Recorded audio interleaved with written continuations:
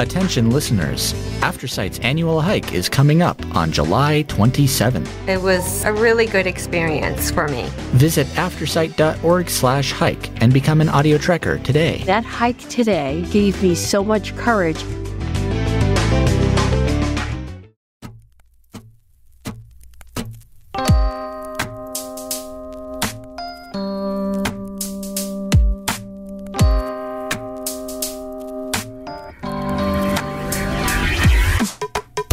Welcome to Blind Level Tech. This isn't just accessible tech talk. This is technology on a whole new level. We're showing you just how possible it is to live the life you want.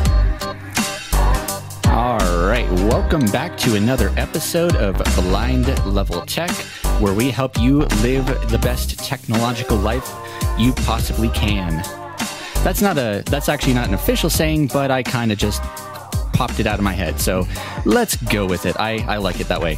Anyway, I'm your host for the most, Evan Starnes, joined by the one and the only Kelvin Crosby. Hey, Kelvin, hey. So good to see you man, guys. how is your... Oh, yeah, I'll just jump right on you. Sorry, go ahead. Well, it's so good to see you guys, even though I can't see you. It's another beautiful day in the neighborhood. That's your saying. That's going to be your saying. I think if you were to have a theme song, it would be the Mr. Rogers Neighborhood theme. Very obviously. I love it. Me too. I'm sure we got our audience probably humming it in their heads in the background. But yeah. Man, how was your weekend? Any new tech acquisitions or anything happen? Yeah, so I've been on the electronic chess hunt because we're prepping to start going into me having to move. We kind of like a deployment to Louisiana to start the production of the semi cane, but I want to stay engaged with my foster son, and so I was like, he could play chess on his iPad, and if it moves my chessboard set, I know what moves he done, and I can then know what to do on the chessboard. There you go. And so so I've been on a hunt for that, looking for a good chessboard set to work with and make it accessible for blind. And that's not an easy thing to do, It's like, come on. You would think, right? Chess being as popular as it is, it's kind of your, like, at least from my experiences, like if you get a device, it's kind of one of the default, if it comes with games, that's usually like one of their default games is chess. It's like everybody, back when computers were first taking off, everybody wanted to see, can it play chess? And yeah, they actually do have like, you and I were talking over the weekend, they do have like these really cool electronic chess sets that allow you to make a move, and then your move will be followed, it'll basically be represented on the other opponent's chessboard. I think the pieces, there's like little magnets underneath the board that move the pieces around.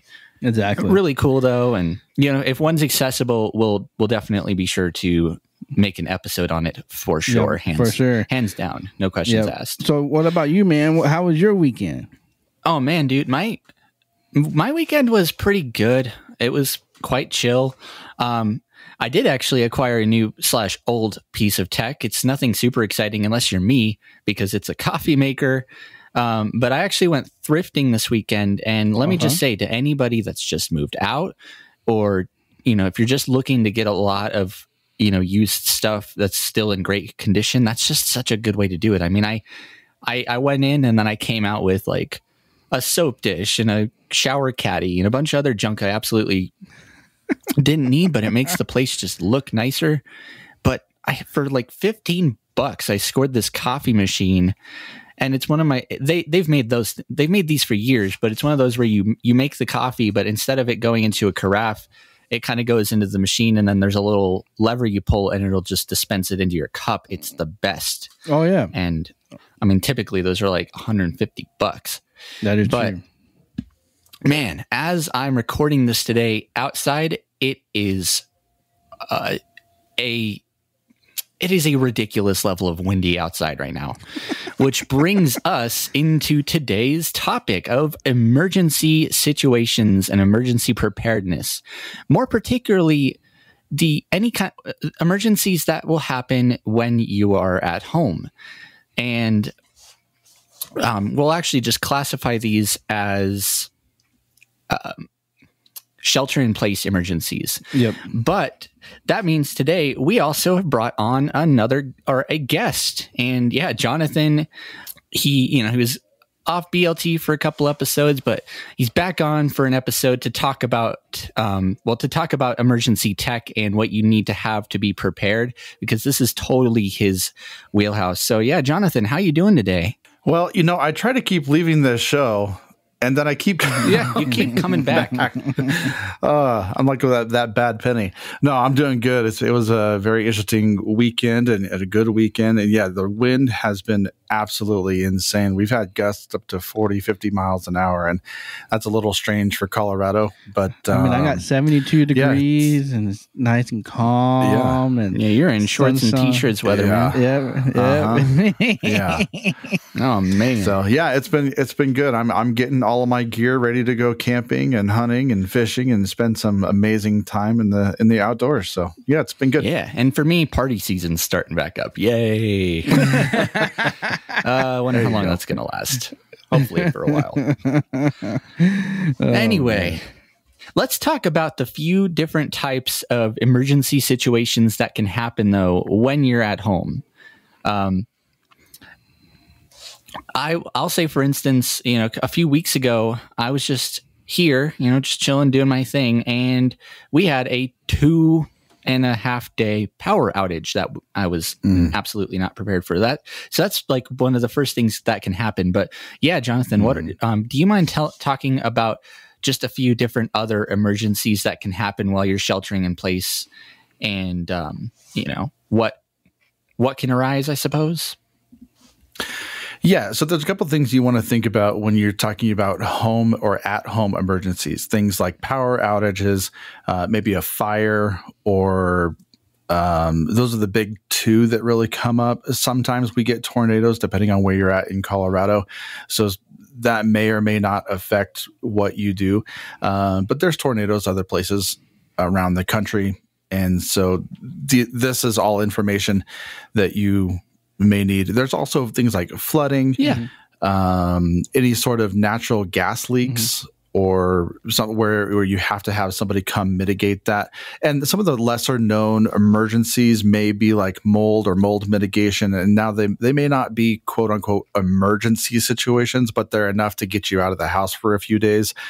So things like that, really the big ones that we're going to focus on today are the electrical, when the power goes out, or fires or flooding, or natural disasters. Yes, so absolutely. Because I got one thing that also I think we need to keep consideration is, how do you receive this information? Because like as a deafblind person, this is a very difficult thing. And so how do you receive some of this emergency stuff so that you even know that the emergency happened? So there's a few ways to get that information. If you have the Weather Channel app and you have the notifications on, and a lot of weather apps have notifications, but the one that I prefer is the Weather Channel app, and it will send you alerts as to what's going on around your zip code, or your zip code. And so if you're in a location and it's tracking where you're located, and you get, for instance, mine is 80241. And if I get a notification, or I'm in that location and I have high wind warnings, or I have freeze warnings, or I have fire danger, or anything like that, I'm going to get a notification on my phone.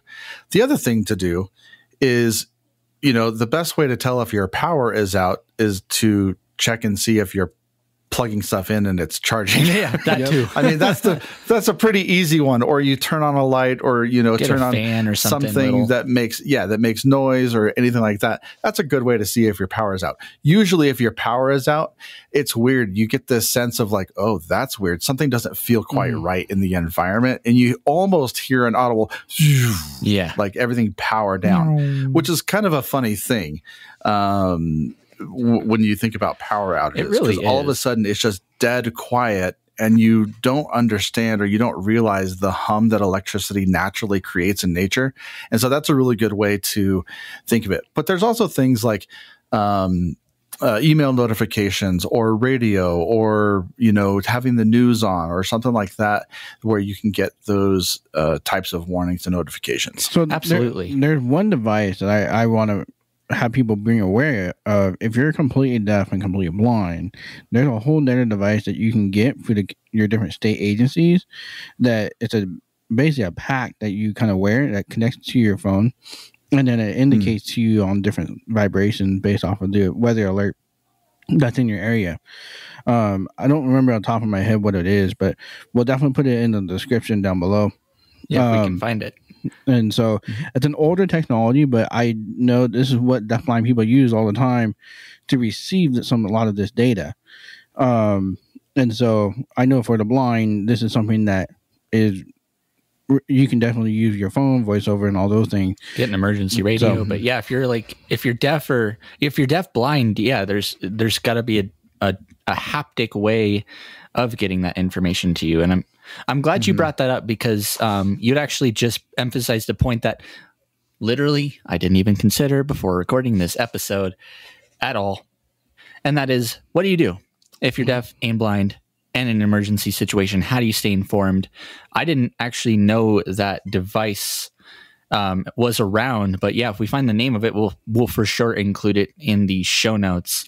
And that device, along with a lot of other tech and items, is what you need to include in your emergency kit, which is what we're going to talk about next, is getting started in with your emergency kit, what you should have, and just really the fact that you never really know what's going to happen emergency wise, when something is just going to pop up. Gosh, with me in that power outage, you always take for granted what you have, especially with electricity, running water, internet. You take it for granted until it goes away, and then you realize how the luxuries that we have because of infrastructure, I guess. I don't know. I don't want to go down that rabbit hole, but yes, let's talk about these emergency kits, if you will. And we're going to start off kind of with the technical items, like the tech as in electronics. I guess we should just say the electronics you should have in the emergency kit first. And then we'll kind of branch off to more to other items that are still very important. But the first thing that you should obviously have, and that will help you stay informed and connected, is one of those emergency radios. It's even better if it's got a flashlight on it. And it's one of those crank operated emergency radios. Now I've got one that's solar powered crank, and you can put batteries in. But you can pick those up on Amazon, or I'm pretty sure a lot of sporting goods stores still carry them as well. But they are definitely a necessity. I mean, even if you're not trying to, if you're not using it to stay informed, I mean, you can even at least listen to it for a minute and just kind of, it's a good source of entertainment as well, but super important to have. But what else should people have in their emergency kits, electronic wise? Well, electronic wise, the other thing is a battery pack. And yes, they make several different types of battery packs. And I think it's really important, because when you're on the go and you're in an emergency situation, you want to carry as much as you can to have the biggest success, but as little as you can to still have that success. And so they make battery packs that have different cables that come off the battery pack. So it gives you 4 different options for charging. And you can charge up to 2 devices at a time on this battery pack. And so it's not accessible. That is one thing. You do need somebody to read the number off, or if you have your phone, you can read 100% or whatever. Yeah. But it gives you multiple options for charging, and I think that is something that's really, really important to think about. The less chargers you have to bring with you, and less cables you have to worry about, the more effective you're going to be in being able to provide enough charge to anything that you're going to have with. Right. And Jonathan, you've got a big giant battery pack with a pretty special feature on it as well that I would highly recommend. Yeah. So I've got I have kind of a interesting collection of solar chargers, and a lot of these solar chargers are great for charging basically everything, and it's got all the ports that you would normally associate with charging devices such as phones and tablets and GPS devices and hearing aids and all those types of things. Mine has a kind of a flashlight on the back, and I'm glad that we started talking about the tech first, because one of the things that, even though that you are blind or if you have low vision, that you absolutely need to have in an emergency situation is a flashlight. And I'm not just talking a regular point, click, and it's flashlight. This flashlight needs to have different modes on it. So it needs to have a strobe mode.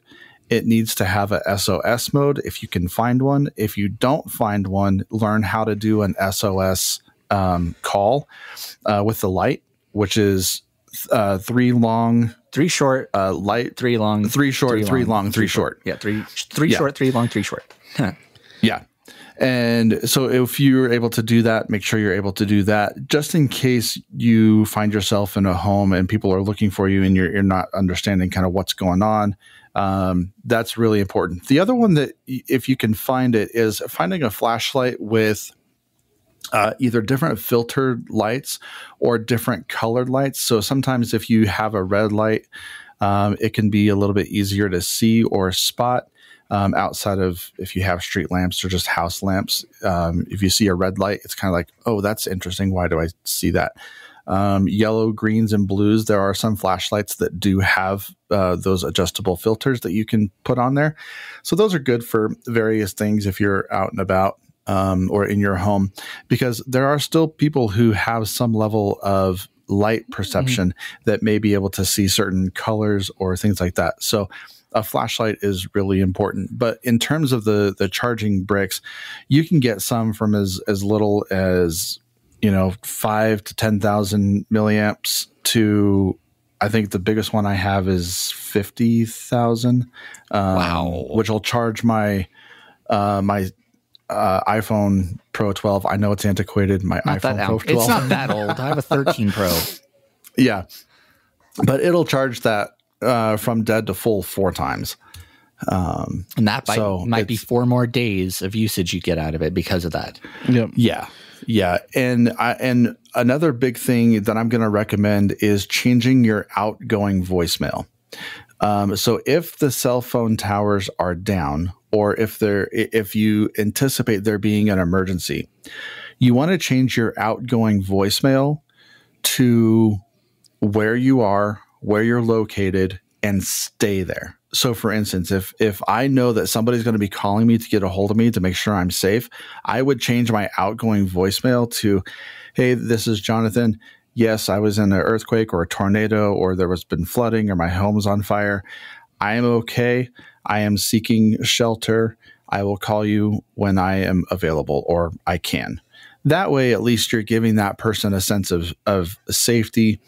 And it kind of keeps everybody in the loop without having to have cell phone signal. That is something too that, we talked about a while ago that I completely forgot about, because a lot of people nowadays don't even think about their voicemail in general. I've got 40 something voicemails piled up in my inbox I haven't listened to. But if somebody is trying to get a hold of you, even if your phone doesn't ring and it goes straight to voicemail, that'll be the first thing they hear. Right. And it'll be it's literally just that little piece of information, as insignificant as it might feel at the time. It's that little piece that might get you rescued or saved if need be. Well, it's a good thing to keep in mind also when you're going camping or fishing or hunting or up in the mountains or anywhere where there's going to be a low cell phone signal or the possibility of no cell phone signal. You want to make sure that you're giving coordinates as to where you are, where you're going to be at what times, just in case something happens. If you need to contact the Forest Ranger Service or you need to contact the authorities, it's a really good way to make sure that you are taking those steps to be safe. Absolutely. Now, the last electronic that we haven't talked about, and it's also going to feel a little insignificant, but whatever, is batteries. Because with all those flashlights, and if you have hearing aids or any other assistive devices that don't have rechargeable batteries, you're going to need batteries. So I would always say in your emergency kit, just have like a pack of doubles, a pack of triples, and maybe if your flashlight takes those special kind of batteries, have a couple of those on hand. But like load up with batteries, because those might be your lifeline. You never know. And when you store those batteries, and especially if you have a flashlight, don't leave the batteries inside the flashlight, because if they're in there for 2 or 3 years, the flashlight's gonna be ruined, because the batteries will leak. So so if you're gonna store your emergency, like your batteries with your flashlight, put them all in a little baggie, and that way they're together. Put the batteries in their own bag and put the flashlight in its own, so it's all together. Then if you need it, you put them all in there. It's good to go, and you don't have acid bleeding onto your lights, into your batteries and ruining your flashlight. And then you come down, you come back to it 3 years later, and it's just, you open the battery compartment and battery acid just falls out. It's a nightmare. I'm sure plenty of people have experienced that. Well, that's awesome, but in an emergency situation, you might also need to maybe prepare a shelter, or get some firewood, or maybe catch a fish or something like that. So let's actually talk fires first. In an emergency kit, I would Jonathan and I were talking about this morning. It's always a good idea to have a fire starter, but not just a flint and steel. Several different kinds of fire starters. So, Jonathan, can we let's just talk about those fire starters real quick, because a lot of people, when they think of that, they just think flint and steel. For sure. So there's quite a few different fire starters, and you have to go with the one that matches what you want to do, or that's easiest for you. There's the old kind of rubbing two sticks together to get a spark, and there are so many great versions, but that's a really good skill to have. If you can avoid it, use matches as a last resort. The first thing that I would do is get yourself some cotton swabs, or cotton balls, and kind of stretch them apart so they're more fibrous. And then get yourself some Vaseline and mix in that Vaseline with those, and they create what's kind of a kindling. And if you light it, they'll be good to last up to about 30 minutes on just a single cotton swab, which is really awesome, because it'll give you time to get some more wood together, some of your more small sticks and larger logs and things like that together, so that you're ready to go. There's 3 different types of fire starters. You have your flint and steel, you have matches, you have your lighters. Different. If you have a long lighter, like a grill lighter, you would light a grill, or a cigarette lighter, or a little thumb lighter. There's those. You also have matches, waterproof, or strike anywhere, or strike on box matches. I don't usually recommend matches unless it is a absolute last resort, just because the heads break. They may not work. They may be dead. If you believe it or not, matches expire, and so sometimes they won't strike very well, or they won't light, and so that can be a very dangerous thing, especially if they're your only source of heat. The other thing that I would recommend doing is getting what are called tumbleweeds. And you can get these at King Supers or any sort of log fire starter as a first aid or like emergency kit situation. But these tumbleweeds are bundled together pieces of hay and kind of wood. It almost looks like basket weaving material, and it lights so fast, and it burns really hot and really big for about 5 to 10 minutes. So if you combine those with the cotton swabs, you can actually get a really nice fire going, so long as you have your sticks and you feel it, you're able to build around it. Yeah, exactly. And so that's where I would start with those. Absolutely. Another thing that's important is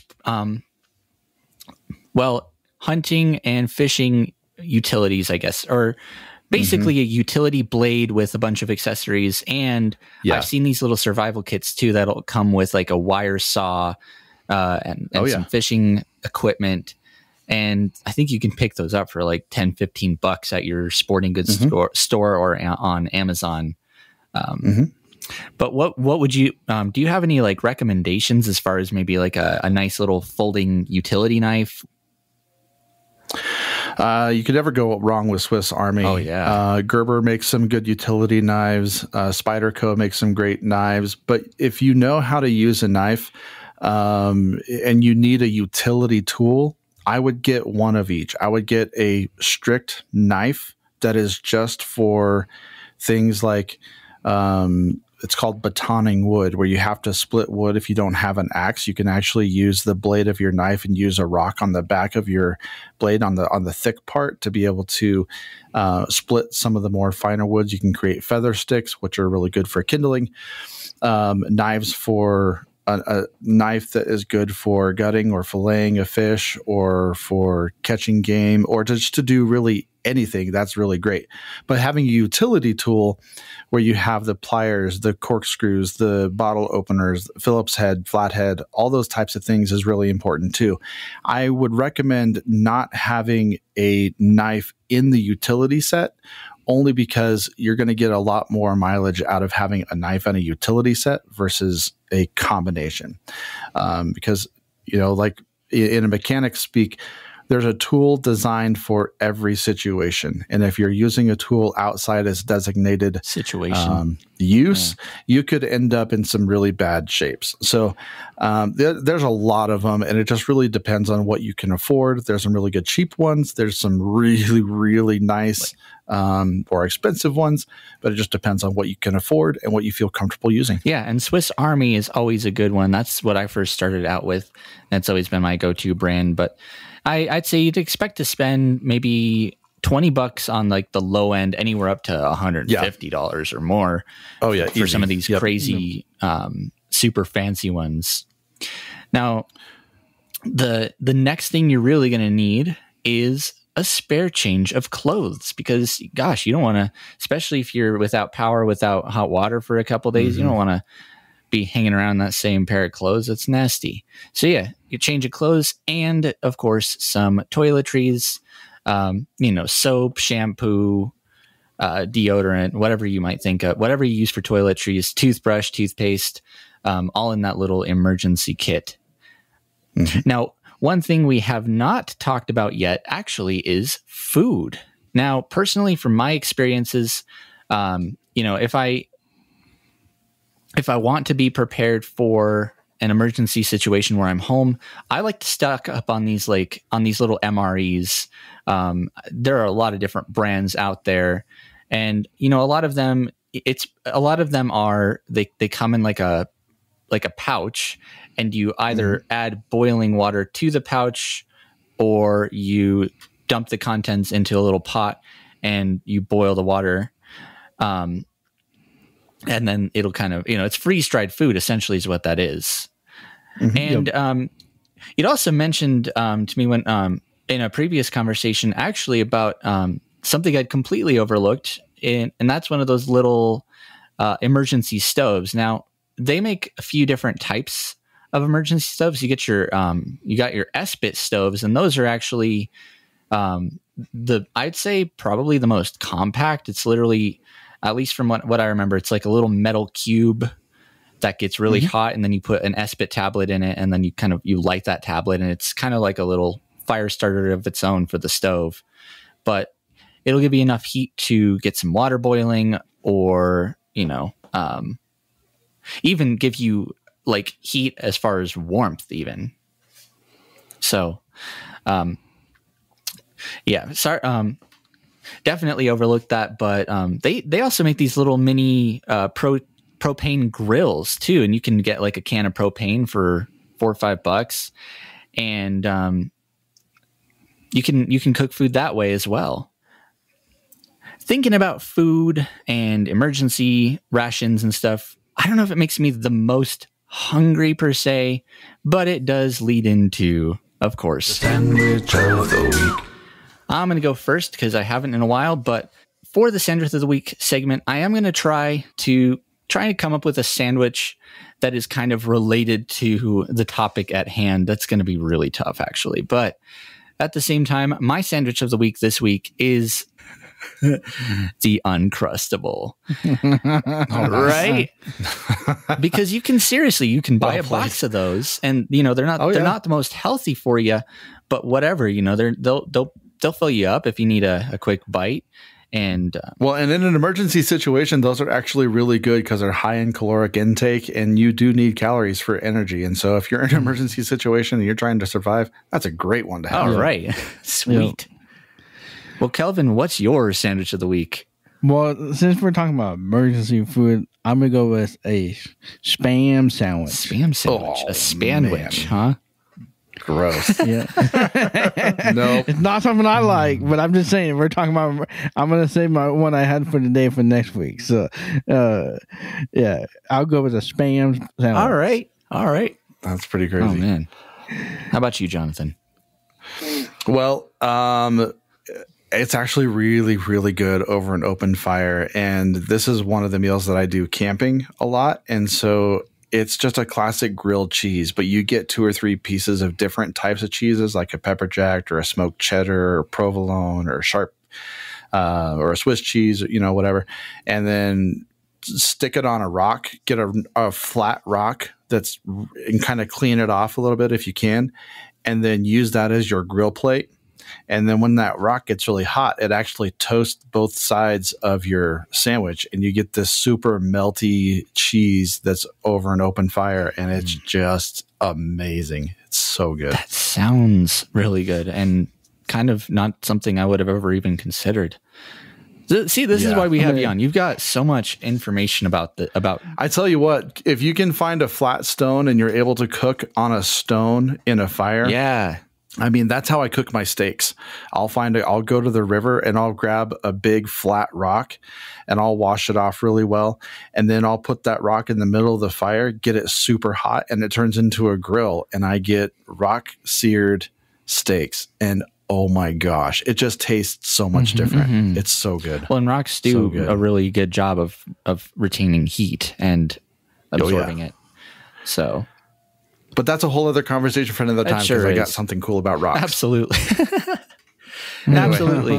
Well, as you guys can tell, emergency situations are not just a one-size-fits-all scenario at all in any means. And in fact, we could honestly go and make an entire series literally on emergency situations.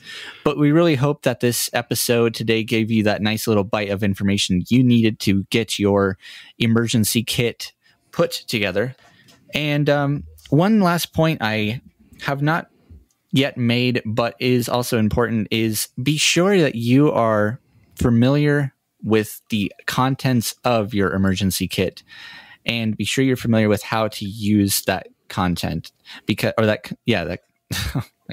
content, because if you're in one of those situations, like a fire starter has some instructions with it typically, as does your Esprit stoves or any of that kind of stuff. So you really need to make sure you're familiar with how to use it, and also make sure that the items in that kit are labeled, whether it be large print, braille, and or fluorescent tape to make it easier if you have low vision to see those items. But yeah, make sure you've clearly labeled everything in that kit so that you know what you're getting, and it'll take the guesswork out of the equation. With that being said, for Evan Starnes, Kelvin Crosby, Jonathan Price, the entire Aftersight family, definitely don't forget to plug in your devices, especially your power banks. And yeah, hope you guys enjoyed this episode, and we will catch you guys again next week.